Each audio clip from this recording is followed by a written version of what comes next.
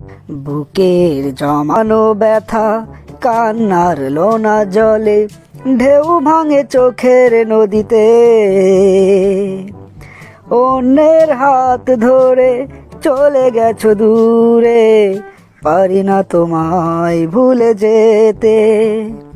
ও প্রিয়া, ও প্রিয়া তুমি কোথায়, ও প্রিয়া, ও প্রিয়া তুমি কোথায়। কে রে চলটেম, তুই ক্লাসত এসে মনের সুখে গান করছু? একটা মাস্টার আছে তাও তোর গাওত লাগিচ্ছে না। একে তো ক্লাসত এসে গান করছু, তাও আবার বিরহের গান। কে রে, তোর এই 7 বছরের জীবনে এত বিরহ কিসের রে? স্যার স্যার আপনি ক্লাসও যাচ্ছেন, আমি দেখিনি স্যার, সরি স্যার। আর বিরহের গান কি স্যার এমনি করছি? করোনা আসে দুনে শুদ্ধ মানুষ গরিব হয়ে যাচ্ছে স্যার, মনের তো শান্তি নাই। হরে, এই কথাটা তুই ঠিকই কছু। আচ্ছা একটা কথা কত, পৃথিবীর মধ্যে সবচেয়ে গরিব লোক কে? যারা ফেসবুকত নিজের সেলফি আপলোড দিয়ে কয় বন্ধুরা কেমন লাগিচ্ছে, এরাই হচ্ছে সবচেয়ে গরিব লোক স্যার। তা কি কারণে এরা সবচেয়ে গরিব সেটা না কবার বাবু তুই?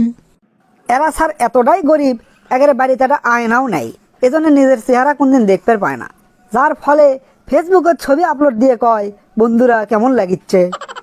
বা বা বা, ফাইন তো দিলু রে। আচ্ছা আর একটা কথা কত, কোন প্রাণী খাবার সামনে নিয়ে খাওয়া বাদ দিয়ে অন্যান্য কাজ করতে বেশি পছন্দ করে? হে হে হে, এটা স্যার মানুষ। আজব ধরনের কথা কলু, তা মানুষ কেমনে এই কাম করে? আপনি কোনোদিন রেস্টুরেন্টে খাবার যাননি স্যার? ওটি যায় দেখেন, এখনকার ছেলেমেয়েরা খাবার নিয়ে খাওয়া বাদ দিয়ে সমানে সেলফি তোলে আর ফেসবুকে আপলোড দেয়, তারপর যখন খাবার ঠান্ডা হয়ে যায় তখন লেড়ে চেড়ে বাড়ি চলে যায়।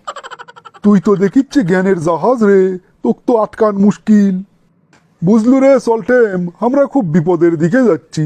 বাংলাদেশে একজন মহিলা প্রতি মিনিটে 3 জন করে বাচ্চা জন্ম দিচ্ছে। ইনকে যদি চলতে থাকে জনসংখ্যা কুটি চলে যাবে, হিসেব করছু কেরে? হিসেব পাতি বাদ দেন স্যার, চলেন আগে ওই মহিলা যায় আটকায়, না হলে তো খবর আছে। তাহলে তুই এবার ক, ইংরেজি ওয়াইফ শব্দটা ক্যাং করে আলু? ইংরেজেরা খুব চালাক জাতি স্যার, ওরা ওয়াইল্ড লাইফ এই দুটো শব্দ থেকে ভেঙে চুরে ওয়াইফ বানাছে। তুই তো আসলেই জ্ঞানের জাহাজ রে। এবার তুই কত, ফোর্ট বলতে কি বোঝা যায়? ফোর্ড স্যার একটা গাড়ির কোম্পানি, ফোর্ড মানে গাড়ি, এটাও আপনি জানেন না? তাহলে অক্সফোর্ড মানে কি? এটা তো আরো সোজা স্যার, অক্সফোর্ড মানে গরুর গাড়ি। বুঝনো ব্যাপারটা। আচ্ছা কত, গাছ থেকে পড়ে সল্টেসের পা ভেঙে গেছে, এখানে গাছ কি পথ? বিপদ স্যার, বিপদ বিপদ। ভুল হলেও কথাটা তুই মন্দ কোসনি। কে রে সল্টেম, শুনছি তুই বলে এর ওর গাছের থেকে ইডে উডে চুরি করে খাস। খবরদার, এল্লেজান করিস নে, চুরি করা যে মহাপাপ সেটা তো জানিসই। এতক্ষণ যা কচু কচু, এখন যা প্রশ্ন কর্ম তার ঠিকঠাক উত্তর দেব কিন্তু। ওকে স্যার, ধরেন ধরেন। কত, আজ ভীষণ শীত পড়ছে, এটা কি ধরনের বাক্য? স্যার কাপাকাপি মূলক বাক্য। কি কলু জংলে? স্যার এটা রাগমূলক বাক্য। মারে একবারে তোর পিঠের ছাল তুলে নেবো কলে। স্যার এটা তো অত্যাচারমূলক বাক্য।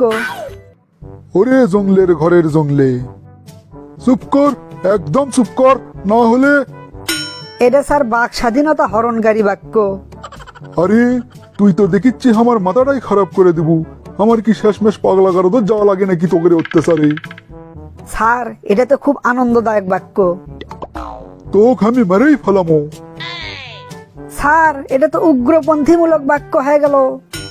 তুই এখনই আমার চোখের সামনে থেকে চলে যা, ক্লাস থেকে বের হয়ে যা। স্যার এটা তো অসভ্যতামূলক বাক্য। হায় আল্লাহ, একেরে অত্যাচারে আমি কোন দিকে যাবো? স্যার এটা তো অন্ধকারে পথ হাতড়ানোমূলক বাক্য।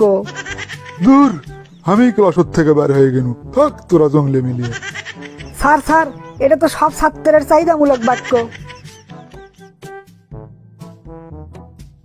কিরে চলটেম, আজকে সকালে আমার ক্লাসের থেকে বের করে দিয়েও তোর শান্তি হয়নি, তুই আবার আমার গাছত চুরি করে বেড়াচ্ছু।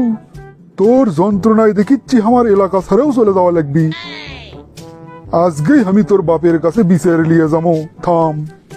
স্যার স্যার, চুরি করবে আসিনি তো, আপনার গাছের চড়ে না হাওয়া খাবার আচ্ছি। তোর হাওয়া খাওয়া আমি বুঝি নে।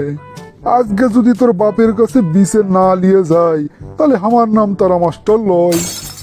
স্যার স্যার, আব্বার কাছে বিচার নিয়ে যাওয়া লাগবি না, আব্বা বেটি আছে, আর অল্পিয়ানা জোরে কন। মানে কি রে সল্টেম, তুই কি কবার চাচ্ছু? স্যার, আমরা বাপ বেটা দুইজনই তো একসাথে হাওয়া খাবার আচ্ছি, আব্বা এখনো গাছের উপরেই আছে, আর অল্পিয়ানা জোরে কন, তালি শুনবি।